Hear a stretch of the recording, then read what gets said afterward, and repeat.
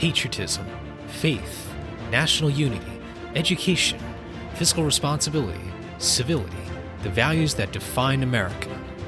Fascinating stories and talks from America-loving patriots dedicated to preserving freedom, opportunity, and justice. Welcome to the Friends and Fellow Citizens podcast.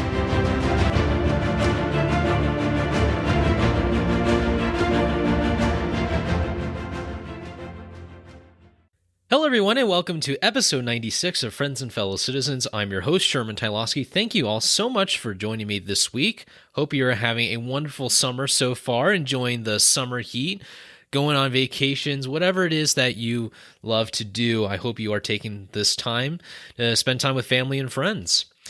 If you haven't already, make sure to subscribe to our podcast and get the latest notifications. If you want to get your notifications via email, you can do so by subscribing to our email list.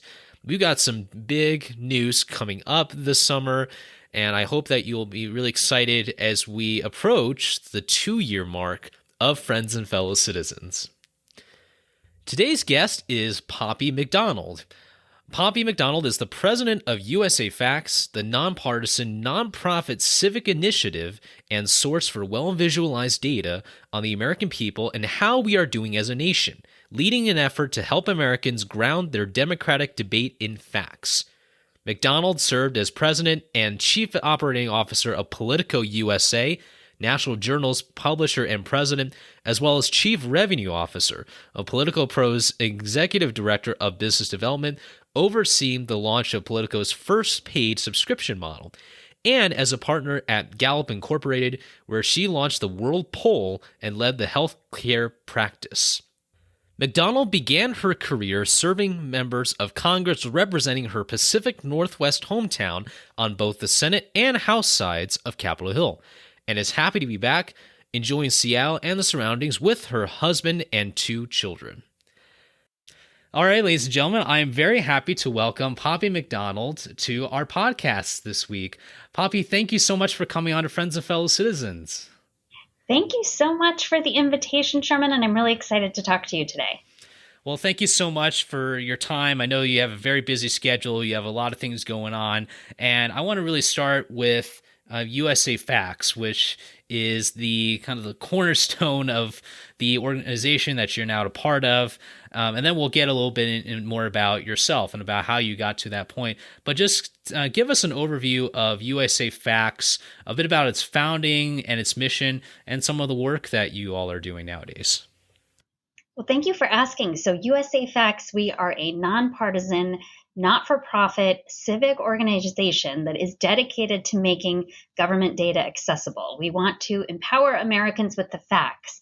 And so we bring together over 90,000 sources of government data, bring it on to our site at usafacts.org, and try to make it really easy for Americans to find data. And we think government data is a good place to start to understand how are we doing as a country by the numbers. And so we look at things like government finances. What are our sources of revenue? How are we spending those dollars? What are the outcomes that are being driven? Are we getting better or are we getting worse across any issue you could think about? Healthcare, education, economy, environment, jobs, I mean, you name it. We have it at usafacts.org. And why do we do this? Well, we were started by Steve Ballmer, who is the former CEO of Microsoft. When he was leaving Microsoft, retiring after being CEO, he decided from a philanthropic perspective, he wanted to do more to help lift kids out of poverty, to give every kid a chance at the American dream. Now, that has nothing to do with USAFacts. That's his own philanthropic initiative. But it's the reason we got started. And that's because before Steve just started spending philanthropic dollars, he wanted to understand as a business guy, like, where does our country stand on this issue of poverty? He knew government had a number of programs to address it. He didn't want to duplicate efforts that were already working and that had good investment from government. He wanted to understand what the gaps were. And so a few folks on his finance team at Microsoft said, oh, hey, parting gift. Give us a couple weeks. I mean, they had been pulling data for Steve for his whole career at Microsoft. Give us a couple weeks. We'll get that for you. 6 months later, they were finally able to provide Steve with a comprehensive picture, rolling up local, state, federal spending and all the programs that exist, which cross multiple federal agencies, of what we are doing on poverty. And Steve said, this is crazy. If it takes 6 months for me to pull this information about a single topic, how hard must it be for our government leaders, who we would hope would be making data-driven decision by the numbers of is our country headed in the right or wrong direction, or for a voter who is trying to make a decision of, do I reelect this incumbent or not? And for someone who's going to their PTA and trying to advocate for better schools, like how do they get that data? And you realize there's a big gap. Government data is technically open and available to the public, but it's really hard to access. And so USAFacts at usafacts.org, we just exist as a resource where citizens, government leaders, anyone can come to access data relevant to issues that they care about and understand by the numbers, are we headed in the right or wrong direction, and form their own judgments. Well, that's a wonderful introduction, and kudos to Mr. Ballmer for having this vision. And obviously, as president of USAFacts, I'm sure that you look a lot back at the roots of USAFacts and see how you can advance that, how you can maintain, but also grow the importance of using facts to drive data, drive analysis and policymaking. And I guess it's really fitting with your background. I will say one quick thing. You mentioned the purpose of using these facts. I'm going into a doctoral program, so I guess I would add an addendum to that would be helping PhD students with their dissertations. Absolutely. We want to help students at all levels, including PhD students. So certainly hope to be a website that you access to and have data that is relevant to you as you are formulating your doctoral thesis. I'm sure my dissertation committee will be very pleased to hear that. All right, I want to now move on to a bit about you, Poppy. You have a very unique background, especially about your unique experience with Politico and with a little bit of Gallup, I think I recall, and obviously with Congress. So tell us a bit about yourself and kind of that overall journey that you took and how that led you to your current position right now as president of USAFacts. Thank you for the question. So I do have this seemingly winding career. I will say the common thread is making information accessible to the public. So I went to school at the Claremont colleges. When I graduated from Scripps College, I moved out to Washington, D.C., and began my career on Capitol Hill. And what I was doing is really helping to answer questions for our constituents, for citizens. What is happening in Congress? What's legislation that's being passed, and how does that impact me? And so I was really trying to translate what was happening in DC and make it relevant for, at that time, members from the Pacific Northwest, where I was from. And then from Capitol Hill, I went and worked at Gallup, Gallup is a polling company, and I launched their World Poll product. And that was really focused on getting the same data and information across 190 countries once a year so that countries could be compared against one another and that we had like a consistent set of data to understand where do we stand individually as countries, but as a world overall based on collecting data from the citizens of these countries. And then working at Politico, I was again focused on making information accessible about what was going on in Washington, D.C., in the halls of Capitol Hill and the White House, and how that impacts American citizens, and really getting citizens in kind of behind the scenes to really understand what goes on in policymaking and how could that impact them. And then, fast forward to today, and I came to USAFacts, and I continue to carry on that belief that data and information about our government should be accessible to citizens. And I felt like USAFacts, when I heard from Steve, hey, what I want to do is make government data accessible, I thought, wow, that's really a differentiated offering. I'm so proud of the work of Politico, but we were in a crowded media space where there was a lot of amazing information and content being provided. I didn't know about anyone who was making government data accessible I thought that could not only benefit citizens broadly, but media, lawmakers. I thought that there was a huge need, and I was really excited to come and support the work of USAFacts. Excellent. I love how you went through that journey and you picked bits and pieces of different skills, but you had that same thread of passion, which I really like, because life kind of throws you in all different kinds of directions, but if you're still able to keep that basic philosophy of giving people the facts, right? Just the facts, ma'am, as the quote goes. And this is a great transition to the meat of our discussion, which is really the kind of the role and some of the challenges of getting information, but making it also accessible. You mentioned the crowded media space. I want to start with that. It seems like nowadays there's so many channels of consuming information, not just channels though, but people's ability to literally control what kind of information goes to their social media accounts or to their inbox. What can you say about some of those media challenges that are hindering the ability for people to get accurate data, but maybe not just accurate data, but having accurate data at the right time in the right place? Yeah, I think there's two interesting threads there. One is the challenge for media, and then second is the challenge for Americans. And so maybe starting with the challenge for media in this fast-paced news environment, as it is, who can break the latest thing, who can publish first, pausing to stop, to ground that coverage in data and to understand paint a picture of what's the context around that data, and to really help Americans understand it. That's challenging for people in media. I empathize. They're trying to move fast. As I mentioned, when Steve was trying to get relevant data, it took him 6 months. They don't have 6 months. So I think ensuring that media also feels like they have a resource where they can go get the facts and understand the picture quickly is really important.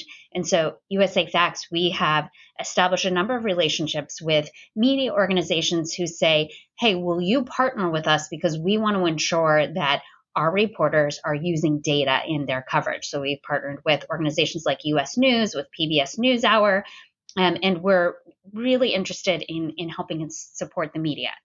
Then there's the Americans who are in this crowded information space. They are drinking from a fire hose of information, and it's often conflicting information.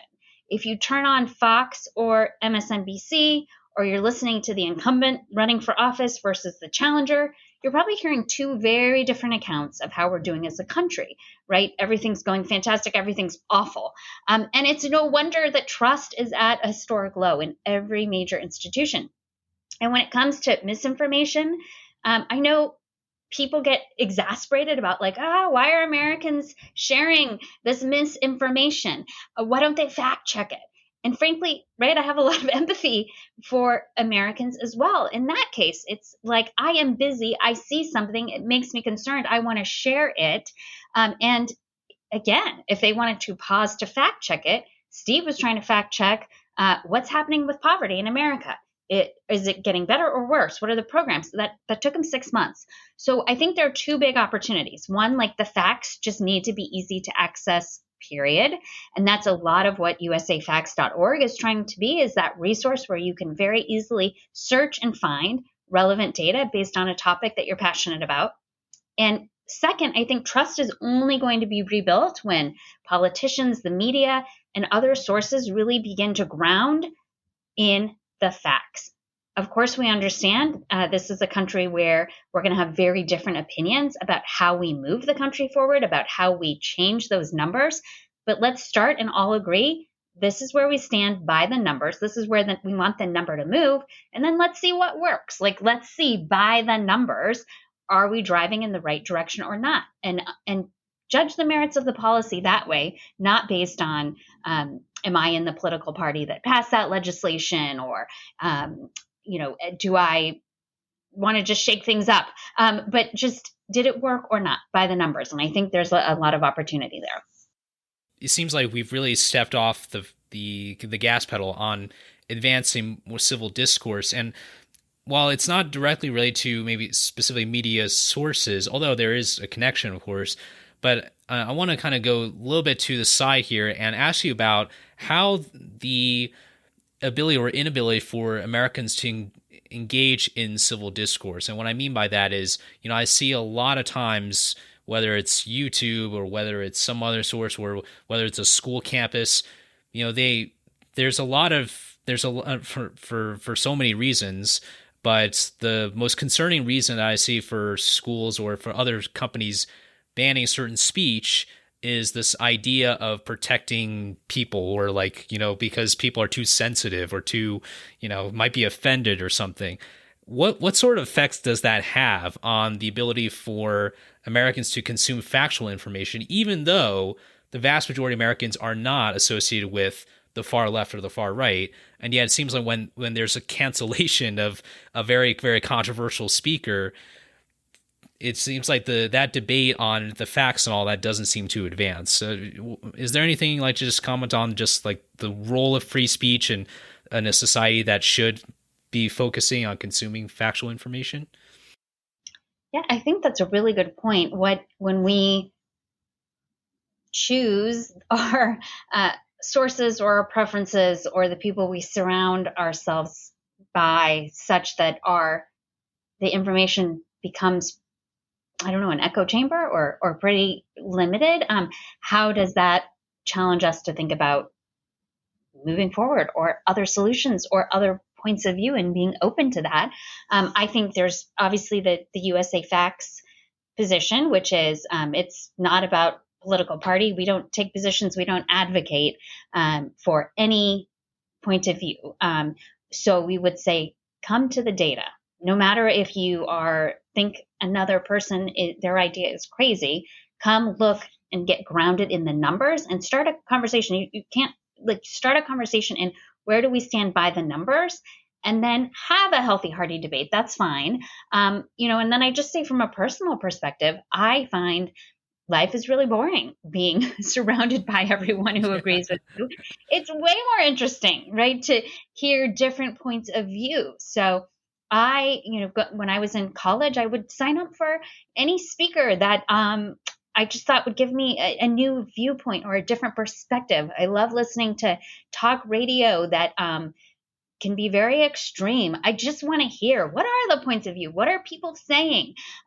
What are the ideas out there? Because I think that just keeps my mind engaged and helping to understand different perspectives and what the issues are that people are talking about and how they approach them.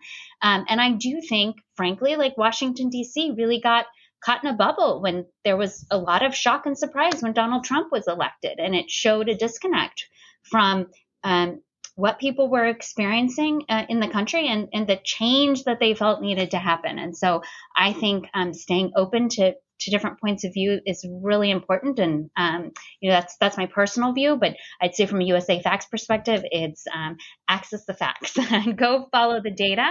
And who knows, maybe you would be surprised. A policy that you thought was awful, that you never could have supported, starts moving the number in a positive way. And then, are you open to that? Are you open to a democracy that is data driven and makes decisions that move us forward as a country, and is less interested in what party or political platform did that come from?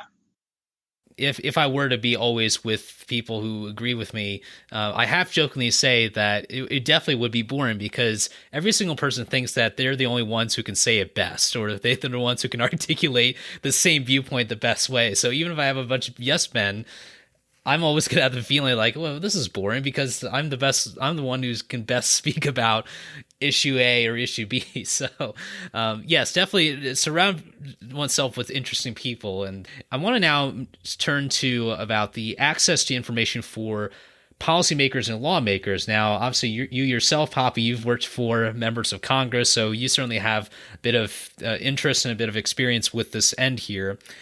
It seems like the policymaking process and the media environment we're in, it's like a race car, racing against a horse buggy. Like one is going much faster than the other. So what does USA Facts do, or what is the role of USA Facts for this? It seems like this disconnect between the technology that we're in, the information technology world that we live in, and the slow moving policymaking process. I say horse buggy. That's almost a compliment to Washington D.C. It's more like molasses, but anyway.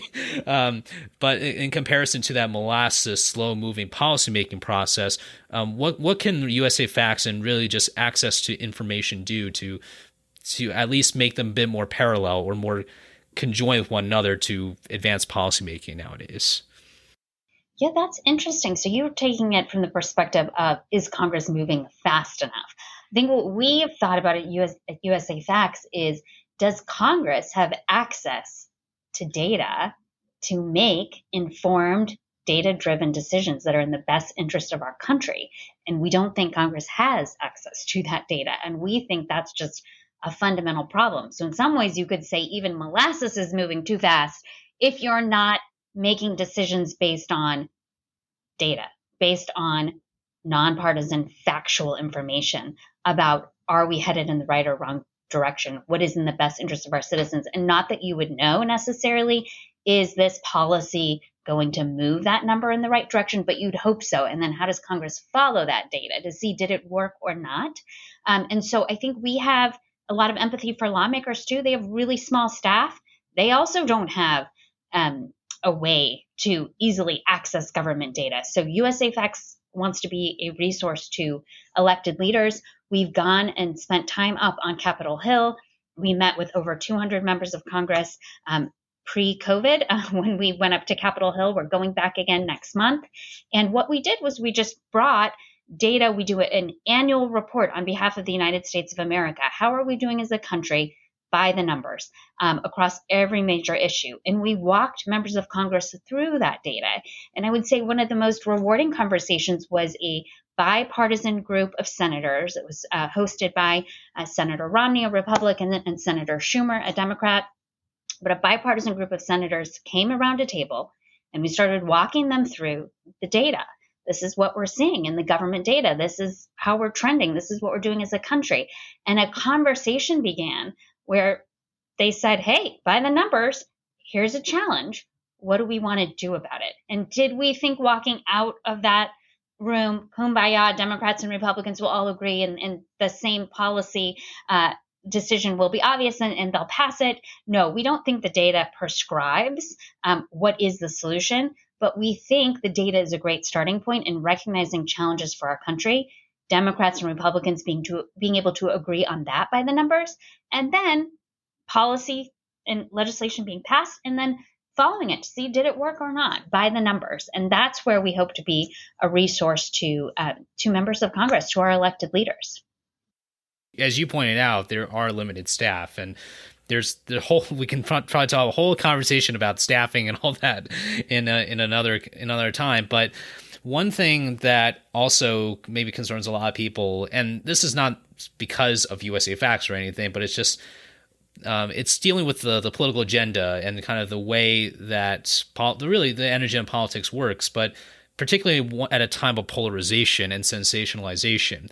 And what I'm concerned about, maybe some others are also concerned about, is cherry picking facts. You might have two sets of data, where one set of data just sounds better for a group of constituents in a red district or red state, whereas another set might just sound better for blue district because they can say, well, look at the data. So what can you just say about just generally how USA Facts, or just any other person like yourself, one who really believes in providing that accurate information, how can you play a central role in not only understanding that members do have to get reelected and they have a base, but also not let the quote unquote the industry of facts and all that get in itself into polarized debates as polarization continues to increase across ideological lines across the country? Yes, I would say you're talking about elected leaders or others who are cherry picking data. I would say um, I almost have more worry that they're not using data at all. And while I don't excuse it, I would say that, it's not surprising sometimes that lacking access to data, you hear elected leaders relying on their conventional wisdom or an anecdote or their party platform or their gut instinct or like adjectives, right, to assess the state of our country and make decisions. And you may hear as a constituent, maybe they are using data, but you're hearing something like, oh my gosh, the number of, this thing is doubling. Okay, well, what does doubling mean? Was it 1% to 2%? Was it 100 people to 200 people? Or is it truly doubling the deficit or something, right? That would be like a big number that's hard to get your arms around. And so I would just say, when you're hearing either these adjectives to describe the state of the country, or when you're hearing an anecdote to justify a position, I would go to usafacts.org or go to another source you trust, get the data and the numbers, look at the context, and then really hold your party leader, hold your elected leader accountable and say, hey, you made that sound big when you said doubled, but if I'm looking at the numbers here, it was 1% to 2%. It was 50 to 100. Like, is it really as broadly challenging as you make it out to be? I'm going to hold your feet to the fire. Or you say, you've done all this stuff to improve education. I'm looking at the numbers. A third of kids in the 8th grade are proficient at math and reading. What have you done? I haven't seen those numbers move. Tell me more about that, right? I would say root it back in the data, so it's not personal. It's not that you don't agree with their political platform or their political agenda. It's about the numbers to you. And I think having that grounding and that source where you can engage in the conversation and feel confident that you're coming from a place of facts and you're empowered with information, I think is a great place to start. Absolutely. I think this is an area where, hopefully, even at the local and state government level, they can also incorporate USAFacts, incorporate this fact finding mission as often kind of thrown around. I want to now shift to more about how Americans, ordinary Americans. I call myself an ordinary American because we as Americans, we all act as ordinary Americans one way or another. But one thing that I want to ask you about is really kind of the tie-in with civic education, because I'm assuming that, you'll have data on things like inflation or on, trade or something.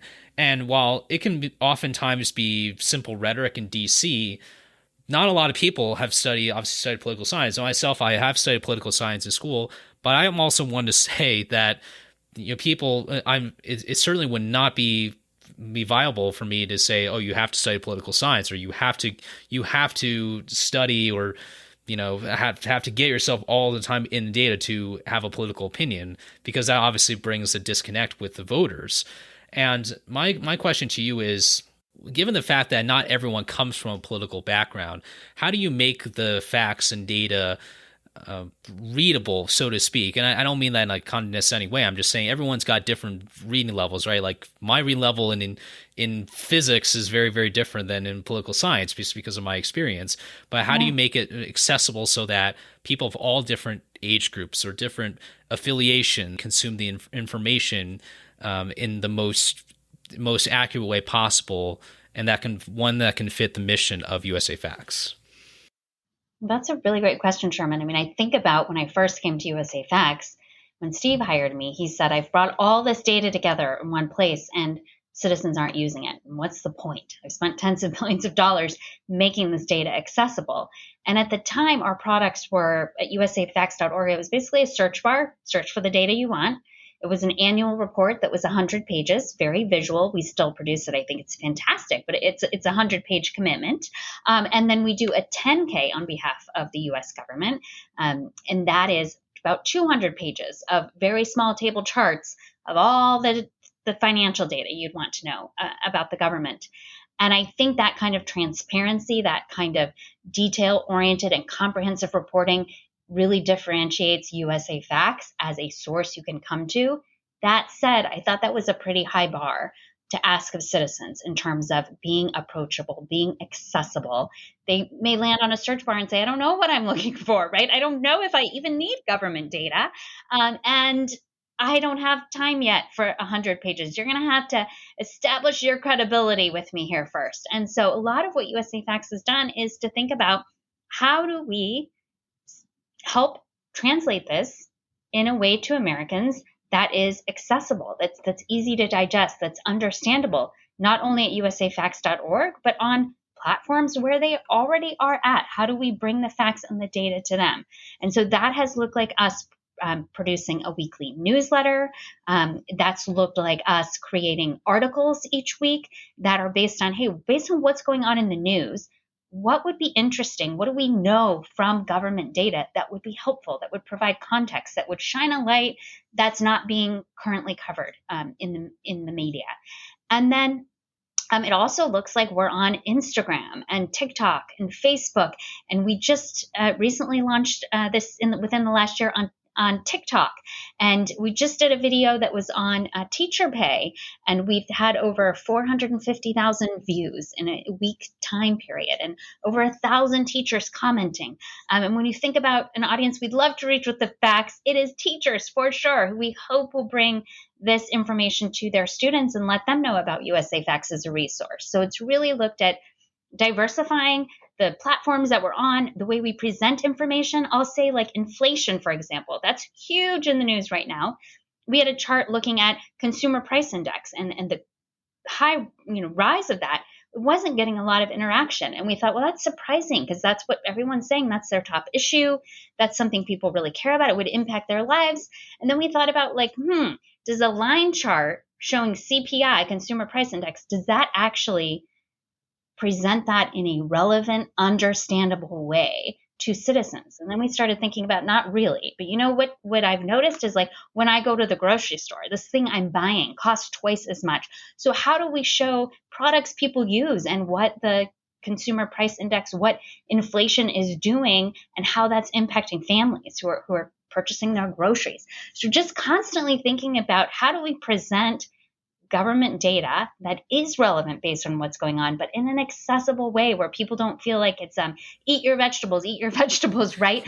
But wow, that's helpful. I hadn't realized that. I knew it felt more expensive when I was going to the grocery store, but I hadn't really understood that. Or it felt like fewer people in America are getting married. Oh wow, I didn't realize there had been this like major change in the last decade in terms of it went from people primarily being married to primarily people being single. So really just trying to show trends that we may feel or things we may have a gut instinct about, but really rooting it back into the data and making it accessible. Exactly, and I appreciate the fact that you use that class example of inflation, because obviously, as you said, that's an issue that's hitting every single household. Unfortunately, I don't think a lot of us can get away with eating fewer vegetables because of inflation. But anyway, that's a whole other conversation with my mom there. Too funny. When I said eat your vegetables, I agree with your mom, and I also tell my kids eat your vegetables. But I meant, we don't want to be that finger waggy sort of, your facts. You got to have the facts, right? Eat your vegetables. We don't want to make it feel like a chore. We want to make it feel like, I love doing this. This is cool. I love getting the facts. I love feeling empowered with information. And you know what? Consuming my information as a line chart, that feels a little vegetable-y, but consuming my information as a engaging visual, which shows how what I bought at the store is impacting my wallet and how that's been changing, that's more fun. 7 days of pie chart at Thanksgiving, 7 days of pie chart at Thanksgiving time, or we just try to do things that are a little bit playful while sticking to just the facts.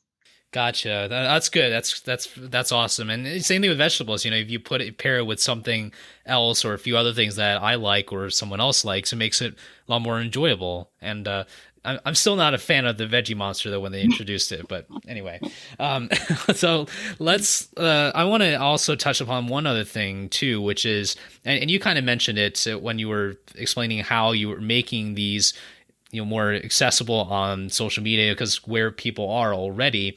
And it points to the element of sensationalism, because oftentimes there's a perception that facts are these numbers that no one in the world understands, that kind of feeling, like CPI. Like if I were not someone in a policy or political or economics class, I wouldn't know what CPI was. And I think a lot of times one reason why people are disconnected from DC is because there's all these terms, and it's like speaking a different language. It's like it's someone speaking Swahili to me. I don't speak Swahili. I'm not saying it's bad. I'm just saying that I don't understand it. And I wanted to ask you about how we can maybe change the perception that facts are just a bunch of data that no one knows what to do with, and turning it into something that is not only useful for maybe dissertations or reports and all that, which citizens can obviously be part of if they want to, but something that they can maybe bring to a simple coffee conversation with someone, or at a local town hall. What sort of things can we do to improve the perception of facts and data as information for use in our civics today? Yeah, that is a great question. And I love your ideas on this too, Sherman. I would say we've tried in a few ways to make the facts accessible. In one way, when you think about more broadly, how could I use data to engage in my town hall or to help understand the state of my country? We, for example, did a State of the Union in Numbers product, which is at usafacts.org. And it looks at what are the issues that are covered by the president in the State of the Union, where no matter what president is in office, Republican or Democrat, they usually describe the State of the Union as strong, stronger, never been stronger. And we said it's way more complicated than that. But if you look at our State of the Union, it is not the president's speech would probably be a printed 50-page, speech that he gives for 90 minutes. If you come to our State of the Union, it's very visual. It's very few words. You can look at it by topic you care about: education, healthcare, environment, energy, jobs, and really look at, by the numbers, how is our country doing? So that would be like one example of trying to make it really easy to access. We also try to make it a little more playful and fun. So, for example, Thanksgiving time, we thought about the fact that you've got Americans gathering with their family, and you're going to have your uncle share some crazy conspiracy theory, or, your aunt coming from, something that she heard from, a neighbor that just doesn't make any sense with what you understand reality to be. And we said, these issues are going to come up at your Thanksgiving table. You're going to feel unprepared to respond. Here is your cheat sheet. Here's your is like a bingo card, and digital. And name the topic. You just flip the card, and we delivered a fact for you, so that you could approach that conversation with your family, that Thanksgiving dinner conversation, armed with facts. And that was something that people really engaged with and enjoyed. And so we're always trying to think about, how do we make the facts easier to digest? How do we make that visual? How do we put the information you need at your fingertips? And how do we make it a resource that is relevant based on what you're dealing with in your day-to-day life?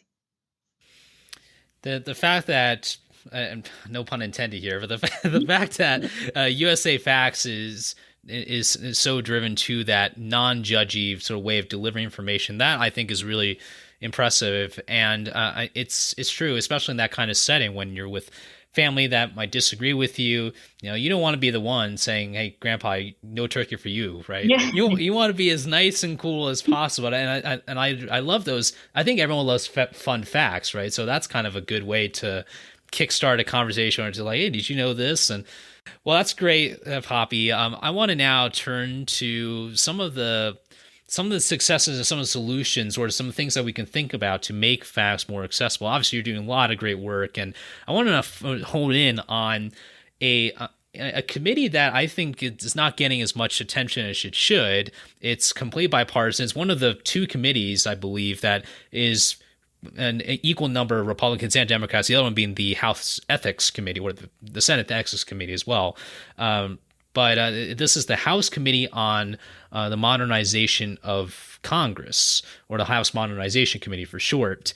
And Poppy, my understanding is that you played a bit of a role in their hearings or with their analysis. So tell us about what your role was with that committee, and maybe just any thoughts that you have about that committee and the role that people can play, not just legislators, but people can play in modernizing Congress, preserving maybe some traditions and all that, but also building something more robust than we have today. Yeah, so I'm so impressed with this House Select Committee on Modernization of Congress. They are thinking about how do we bring Congress into the modern age in terms of how we operate, whether that is breaking down these Republican Democrat silos.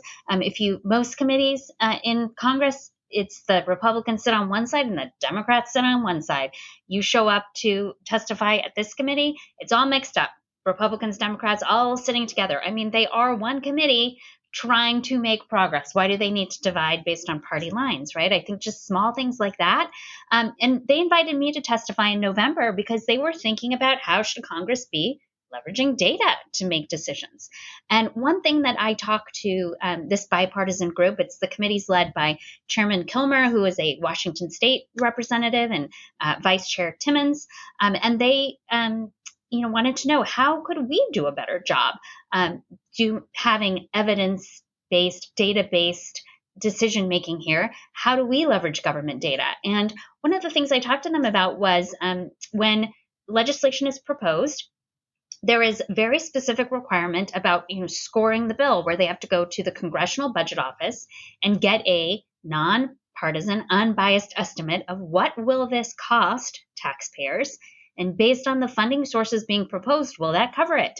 And that is required as a piece of any legislation that's going to move forward for a vote. And I said, why wouldn't you require that same legislation say, what's the number you're trying, what's the issue that you're trying to impact here? What is the number that best measures where we stand as a country? How are you trying to move it? And how will we measure if this worked or not? We think that would provide great guidance to state and local lawmakers who are trying to implement that legislation. Hey, what was intended? What were they trying to move here? What's our goalpost to measure if this is effective or not? And we think, too, a challenge for this country is there are 90,000 government entities in the United States, and there is no standardization about what data is collected, when it's reported, how it's reported. And this would be a great starting point for, hey, in order for us to know if this legislation worked, this is the kind of data we're going to use to measure it. We want to assure everyone's collecting it in the same way, and we're going to be following this data to see if the legislation was successful or not, if it drove us toward that number. And I got, a lot of nodding heads and interest. And I just think this, committee is just a really great starting point for thinking about how might Congress operate in a more modern way and really position themselves to, I think as you were talking about Sherman, maybe dust a little bit of that molasses off and, really starting to operate more confidently and effectively. I wholeheartedly agree. I think this is a good committee just for people to take a look at if they're interested, if they want to get some hope on, through the noise that kind of goes around. This is a much quieter, more civil, sounds like more civil a conversation where the kinds of hearings that they have. The other thing I was thinking about was also information technology information technology within government, because that too also can be a problem when you struggle to collect data. You're not going to get good data, clearly. Are there any efforts on that end that you know about, or or just any thoughts you have about how information technology can lag for government agencies, and what sort of things we can do about it besides just blaming it on the bureaucracy, which, as much as it is an issue, big issue, it's not the only issue. We need some kind of leadership or for something else. Yeah, I mean, some of the things that we've talked about is, should Congress or should the federal government have a resource, an agency, an entity, a chief data officer, where no matter if you're a Republican or Democrat, you would go to get access to data. I mean, you have the Library of Congress, and under that arm, there's a Congressional Research Service, and members of Congress can ask the Congressional Research Service, can you do research on this particular topic? Should they have a Congressional Data Office where they can say, I need data, and that same data is going to be provided no matter what political spectrum you're on. It's just an independent arm that helps provide relevant information to members. So I think that's one opportunity. I think we have a big opportunity to standardize what data is being collected in local, state, federal government. I mean, here, Steve Ballmer has amazing resources. He's dedicated to this effort, but with 90,000 government entities, say we hired 90,000 people and said, go forth and get that data and bring it back to us. At worst, we'd have a lot of information that just didn't map together. And when I think about how we understand, is our country moving forward? Where are there best practices that we could adopt? Who's doing really innovative, interesting things? And we're seeing it from the data that it's working. If we have mismatched data, garbage in, garbage out, right? It's not going to be particularly helpful in measuring how our country is serving citizens. So I think standardization about what data is being collected and are a couple of just opportunities for people to think about. I mean, USAFacts is here to be that resource right now, but long term, there are other countries in the world. Canada has a statistics agency, and that agency is responsible for being the holder of all public data and making it accessible. We don't have something like that in the United States. So the closest thing we have to it is USAFacts. I mean, the ones you mentioned, I'm really speaking about, CRS, CBO, and GAO as well. It's also a great resource. Just given my experience, my limited experience in Congress, they're fantastic people. You can learn so much from the kinds of things that they put together for members and for staffers. Now let's kind of turn into just a general question, and we've obviously spoken a lot about USAFacts, about dissemination of facts. The big worry, which is really the state of polarization. It just seems like nowadays you turn almost anywhere and someone goes and says, well, those are the facts, or these are my facts, or like, what do you mean, your facts? I think we have something called an opinion for that, but all right. But it seems like there is a lot of division going on. I know it's not everywhere. Clearly, I've seen it myself where there is a lot more bipartisanship than what's being broadcast. What sort of things do you want to see, just in general? It doesn't have to be just about USAFacts, but what sort of things do you want to see moving forward on how Americans consume facts and how we use facts for proper civic engagement for the betterment of public policymaking and for the future of our country? Oh, that's a really important question. I would say it's important for Americans to start hearing consistent messages, consistent information. And I do think starting with data is an important opportunity there. Imagine a presidential debate where it says, can we get, hey, I know you're running as a Republican and you're running as a Democrat, and y'all probably won't agree on the solution, but can we all agree this is the cost of healthcare? This is where it's gone over the past 10 years. This is where the biggest health challenges are for our country. Now, what do you propose as solutions, right?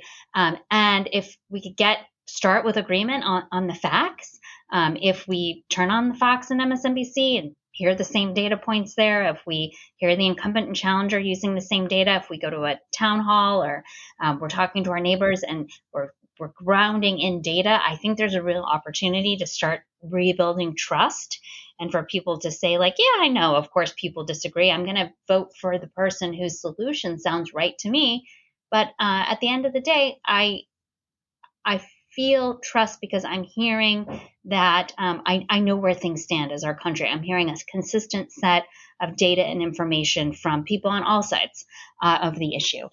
So I think that is rebuilding that trust, I think, will help reduce voter apathy, because I'm not surprised that people just kind of want to give up when they feel like everything they're hearing is a glaring contradiction. So I think there's a lot of opportunity, and I'm hopeful that people will get engaged when they start feeling like they are empowered with information that they trust. I feel like so much of education, a child's education or a person's education, stems from home. And while it's obviously important to learn in school and all that, but I fear that there's a lot of bad behavior going on in our political arena where it seems like people are just not raised well, and maybe there's a role for people in the household to learn the importance of using accurate information, maybe practicing how to engage in a conversation with someone, with that, maybe for that potentially crazy person, or that potentially with that person who just have, for whatever reason, just has a very, very radically different idea. Just in general, what are your kind of hopes and visions for USAFacts moving forward from its original conception and looking forward 5, 10, 20 years? Who knows? Who knows to how long? Hope it goes far. Yeah. So when I originally came to USAFacts, and Steve said, I want to reach more Americans, our audience at the time, that was in 2018, was 440,000. And today we reach over 20 million Americans. And are there parents in there? For sure. We talk about, we want to reach all Americans, maybe not, infant babies aren't quite ready to consume data, but we think all Americans deserve to be empowered with the facts. So that's 331 million Americans. We're just reaching 20 million of them, so we still have a long way to go. But we think about it as engaged citizens, people who already are active in their communities, as a group that we think is important to reach. And parents certainly are usually fairly engaged in terms of what's happening in their kids' school, what's happening with crime, what's happening with the pandemic. And so how we deliver relevant information based on what parents are navigating is certainly important. And then, we think about the government as another key constituency. So we continue to expand kind of who we're reaching and how we're ensuring they have relevant data and information. As we think about USAFacts and our long-term priorities, there are really 3 things that we're focused on: more data, more accessible, and more consumed. And so when we think about more data, we want to be that definitive source for all government data, so that when someone is saying, poverty, I wonder how that's going, or I really want to understand healthcare, rather than having that individual having to go to multiple government sources, they should be able to just come to one place, USAFacts.org, and get that comprehensive picture. So more data, and that looks like continuing to collect local and state data. More accessible, so really thinking about how we make our site intuitive to navigate, really easy to search. You may put in food stamps, but you may not know it's called TANF. So how do we make sure that you're getting collected with government data and some of that jargon you talked about, Sherman, where you can find what you were actually looking for?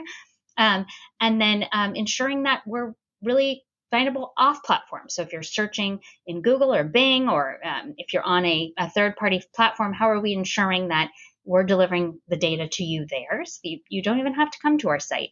And then more consumed, our goal is to keep reaching more Americans who are saying, who knew a resource like that existed? I didn't know there was a USAFacts.org, and ensuring that they know that there is this free, nonpartisan resource that is available when they need it for trusted information.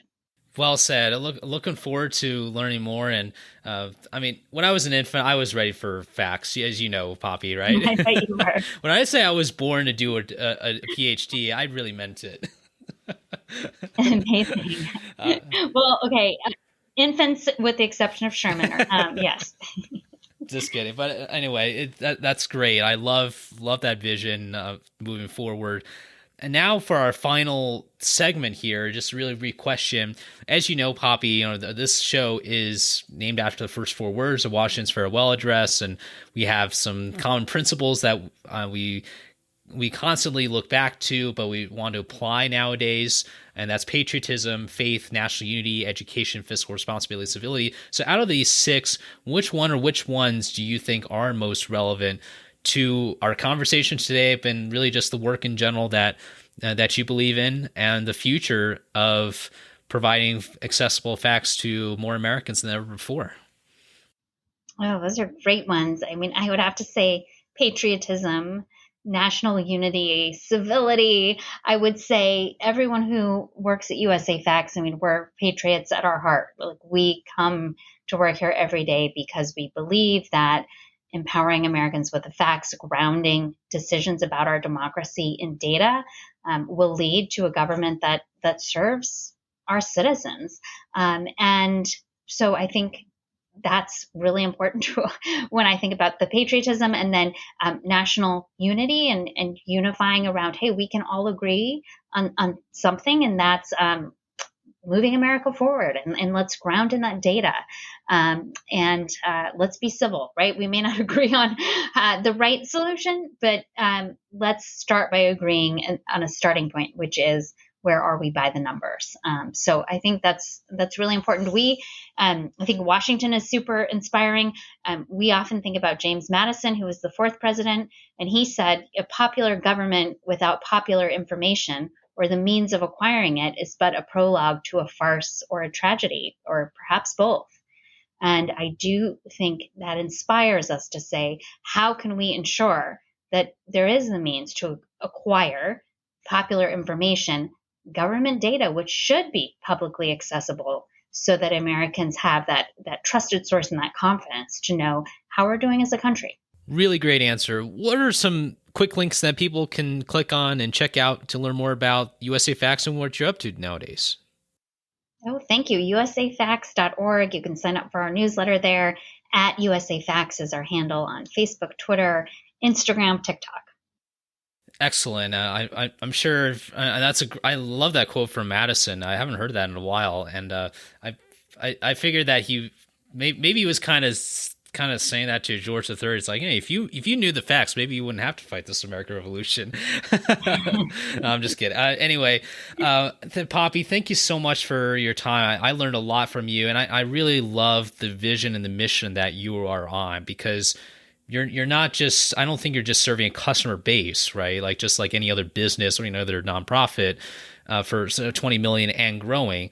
But I think you're really serving generations, because every single one of those people is going to be speaking to someone else, perhaps their child, perhaps someone who is maybe not into politics, and maybe that person can get more involved for the better, but I think by giving that person, or giving people a choice on that ability to go into the civic arena with those tools of information, it really is a huge tool. I think it's very much that ability, that accessibility to facts as a nation. If we work together, I really think that could really take us so far in the future. And Poppy, I really love, again, your background and what you bring, the value that you bring to the organization. And I hope that you will continue that path, because I think lots of people need it, and it's a very, very important fabric, this idea of collecting information and using it for the use of society. It's probably a much more valuable resource than we all like to think. So thank you so much, Poppy, and it was a wonderful conversation today. Thank you, Sherman. It was so nice talking with you. Thank you all so much for listening to this episode. I hope you enjoyed it. Make sure to check out the links down in the show notes below to learn more about USAFacts and Poppy's work. Enjoy the rest of your week, and remember, a day in America is always better when we are with our friends and fellow citizens.